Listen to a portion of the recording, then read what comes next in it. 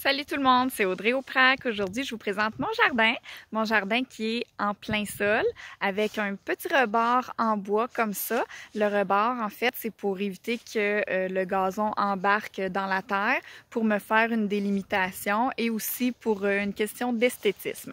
Donc, mon jardin, il est dans un emplacement où auparavant, il y avait déjà un immense jardin ici, donc c'est pour ça que je suis à l'aise de le faire en pleine terre. Je sais que la terre est bonne, elle n'est pas contaminée.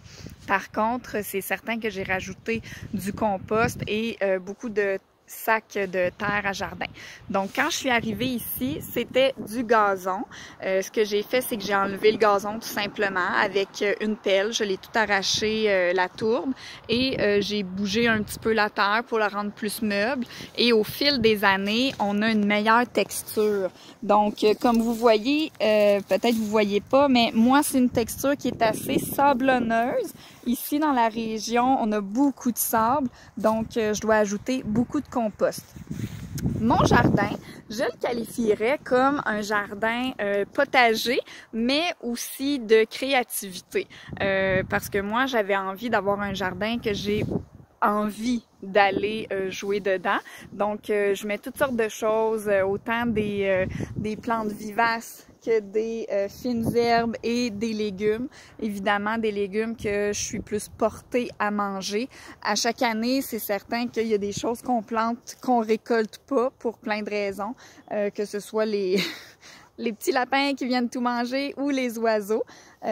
Moi, ici, dans mon jardin, vous pouvez voir que au chaque coin des deux bacs, j'ai de la ciboulette, j'ai des fines herbes vivaces. Ici, c'est ma menthe. Ma menthe, elle est dans un pot pour éviter qu'elle se disperse partout. On a Victor, qui est le gardien du jardin, et j'ai un plant de camerise et de lavande. Ici, le gros tas de terre, c'est les restants de mes bacs à fleurs que j'ai mis dans mon jardin. Donc, quand je vais refaire mes bacs à fleurs, je vais pouvoir réutiliser cette terre. Cet automne, j'ai planté de l'ail dans mon jardin. On voit là que ça commence à pousser. Donc, le 3/4 de mon jardin, ça va être de l'ail cette année. Et à travers, dans les petits trous qui restent, comme par exemple ici, je vais peut-être mettre un plant de tomates, une coupe de petites fèves. Donc, j'ai pas beaucoup d'espace qui reste dans mon jardin, mais c'est comme ça que moi je l'utilise. Ici, c'est ma section quand vient l'automne, c'est sûr qu'il faut enlever tous nos plants. Donc, je les mets tous dans ce tas-là pour éviter de remplir mon compost comme un malade. Donc, je mets toutes les plantes ici. Ils finissent par sécher. Je les brasse deux, trois fois avant que l'hiver arrive. Et là, comme on voit, ben, je vais pouvoir tout rebrasser ça dans la terre et planter d'autres plantes potagères à travers ces détritus-là. Ça va finir par se composter toute seule. Ici, on a de la livèche, qui est une sorte de, on dirait un céleri sauvage. Ça goûte le céleri, mais un peu plus fort. Et j'ai de la consoude.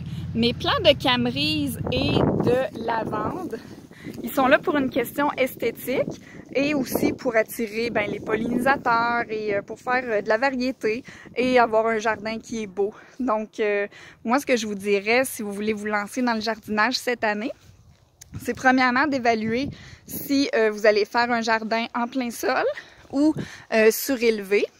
C'est sûr que c'est plus difficile des fois à travailler quand on est penché comme ça dans le sol. Et aussi de vérifier qu'est-ce que vous avez réellement besoin pour votre consommation, pour ne pas faire pousser des choses pour rien, évidemment. Et aussi avoir envie d'aller dans votre jardin.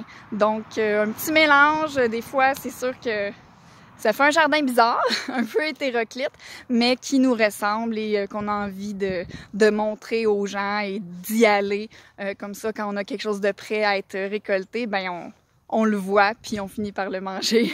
Donc, je vous souhaite une bonne saison de jardinage et à bientôt!